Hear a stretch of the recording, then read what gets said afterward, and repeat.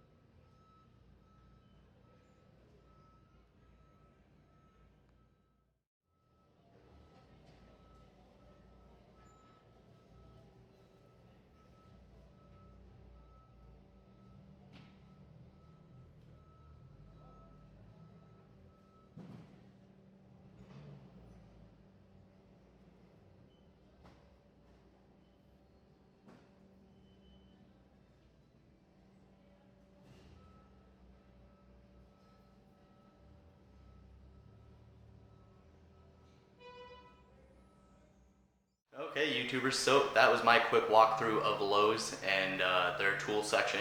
Hopefully you guys got to see some pretty good stuff. I know it wasn't real in depth. It's not like my other walkthroughs where I kind of actually talk about them and kind of say the prices. But if need be, you can pause on the video and see the prices for each of those tools that I walk through. But let me know what you guys think of Kobalt tools. I know it's great for do-it-yourselfers. I know do-it-yourselfers love Kobalt tools because they're pretty decent quality and a pretty damn decent price. But I know some professionals use them.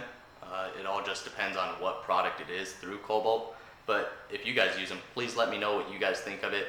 And then I know there's a lot of other tool brands in this video too. So please let me know what you guys think about this tour, and I hope you guys enjoyed. If you did, make sure to hit that thumbs up, leave a comment down below, and as always, subscribe if you're not a subscriber. Thank you guys.